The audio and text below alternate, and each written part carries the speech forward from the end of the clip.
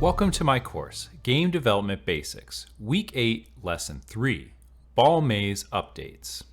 In Week 1 of this course, we created a game called Ball Maze, and at the time, we were learning very basic functionalities of Unreal Engine, so we didn't spend a lot of time on this game. But I do think this project is an excellent framework for a portfolio piece or even for a fully released game. So I spent some time going back to this project and creating some additional functionality. And I just want to go through some of those things with you quickly so that you can maybe get some ideas on how you could improve this project for your own purposes. When I start the project, we can see the main menu and we have a start game and quick game button. The quick game will just close out the project, but when we select start game, we notice that now we have a level list and we can pick between the different levels. And we also notice that there's a best time for each of these levels. So this is a way that we could keep track of what the best time is. And this could create an additional challenge for the player so that they could try to beat their best time in the game. When they select one of these levels, the level opens and there are some coins around the world. And this we previously had, but now the player needs to go and collect all the coins before they can open the portal at the end of the level.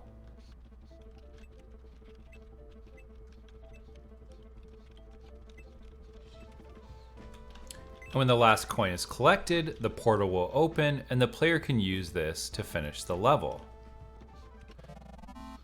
When the level is complete, we show a level complete menu, and this allows them to see the total seconds that it took.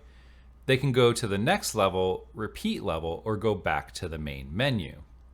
And now I can see that I completed that level and my best time has been saved. So now I can try to beat that best time or move on to the next level.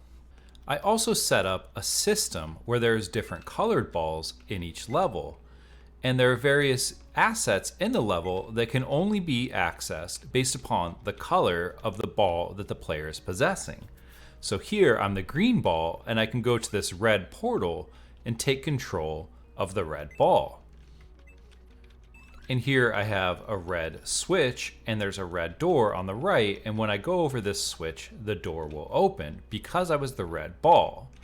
Now I can go back to the green ball and finish the level. And this system allowed me to create some pretty interesting puzzles that the player will have to solve using the balls of different colors.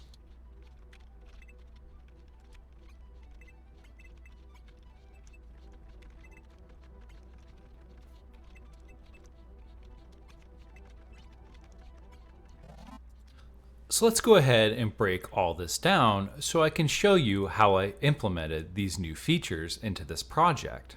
To start, I wanted to create the ability for the player to save their data so that they can come back to the project later and try to beat their best score. So here in my game instance class, I have load save game, and this should look pretty familiar. This is what we set up in week 7 of the course for our space fighter, but I've implemented it into this project. And another thing I wanted to do is have the levels stored on the game instance. And then if there is not a game save file, then we'll load that and save it to the save game and then save game to slot. So that's the only real change here. In my game mode, previously when we were finishing the level, we were just opening up the next level. Now I have this event called finish level.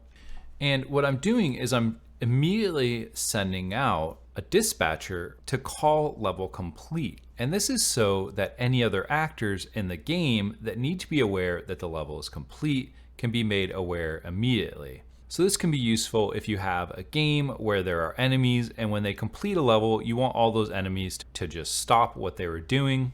So you can have it bound to this dispatcher on your game mode.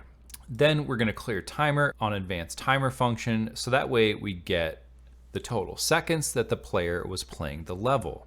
We're going to remove our HUD, and then we're going to create a level complete widget and add it to the viewport. We're going to handle disabling the input of our player. We're going to show the mouse cursor. We're going to set the input mode to UI only. We're going to get our player and set simulate physics to off. We're going to spawn a sound for victory that I found, and we're going to check if high score.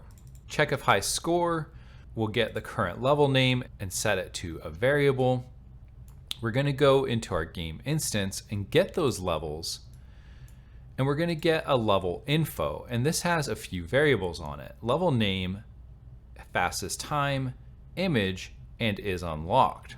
And the is unlocked will allow us to have all those levels saved into our game instance, but maybe unlock them as the player completes each level. So here we're going to have this for loop going through each of the levels in our array.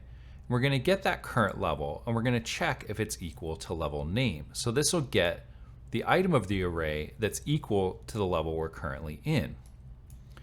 If the fastest time equals 0, which means the player has not completed this level yet, then we'll just go straight to this true, which is to set the members of the level info. Otherwise, we're going to check if elapsed seconds is less than the previous fastest time. And if it is, we'll also go into this. But if it's not, we're not going to do anything, because that would mean that the player did not beat their previous best time. If it is though, we're going to set members of level info, and this allows us to just change one variable in the struct.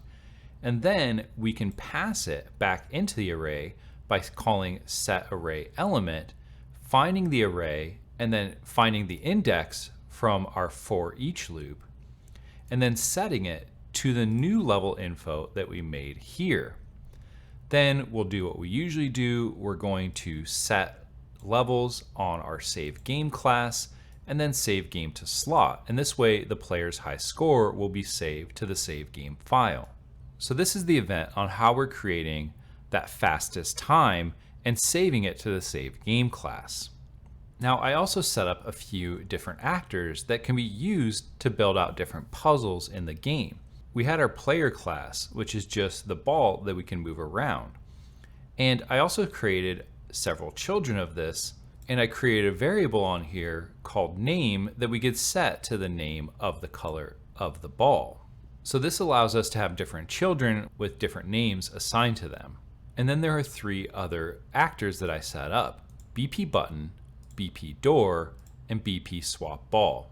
BP button doesn't have much to it. It has 2 static meshes, the bottom static mesh and then the button. And there's only one event here, and it's when we overlap with the button. We're going to take that overlapping actor and we're going to cast it to BP player so that we can get the name of the actor.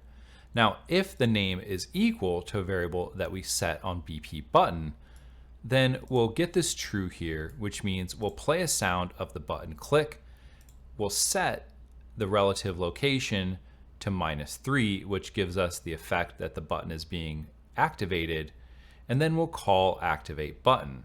In our BP door class on begin play, we're getting all actors of BP button because we may have multiples in the level with different colors. We're going to get the name of each of those buttons, and we're going to check if it's equal to a variable on this actor of the same name. If it is, we're going to bind an event to activate button. And for this, it's going to be open door, but you could use this for various things in your level. And opening the door will just set the relative location to 90 degrees, which will give us the effect that the door has been opened.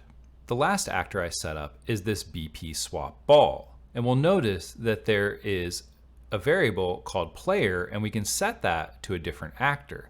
And this is of type BP player. So when the player overlaps with the collider, we're going to cast that overlapping actor to BP player. We're going to take that actor and we're going to turn off simulate physics. And I just set up this to get the world location of our collider and set the overlapping actor to that world location. And this is so that the player overlapped with gets pulled to the middle of the swap ball actor. And with the simulate physics, that means it'll no longer be moving around in the level. Now, this was critical when swapping the balls so that you didn't have the balls rolling around after the player no longer was possessing them. We're going to play a sound of teleport, And then we're going to get actor of class of that BP player that we set, and then we're going to call take possession.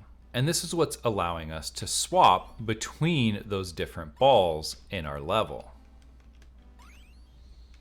And the last thing I wanted to show you is how we're creating this level select menu here.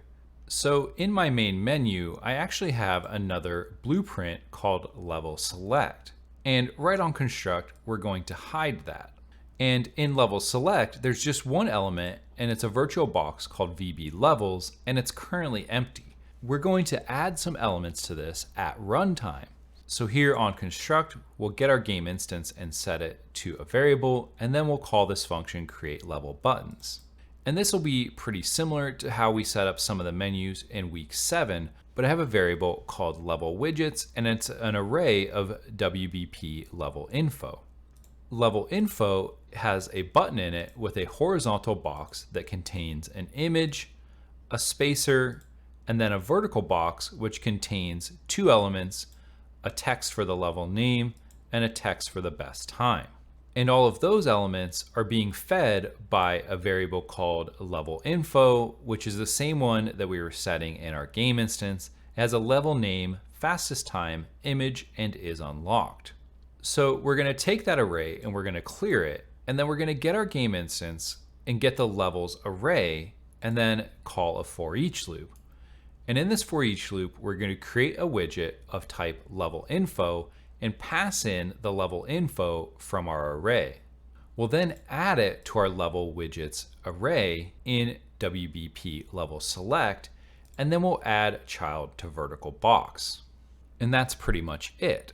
Now we could also create another check here that was checking if level is unlocked and only add the ones that are currently unlocked.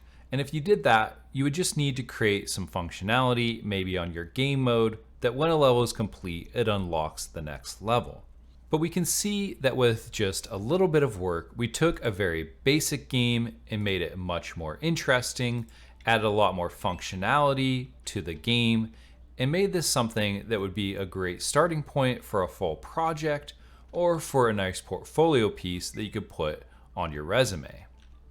In the next lesson, I'm going to show you some of the changes that we made to our Bug Squash game. So I'll see you in the next lesson.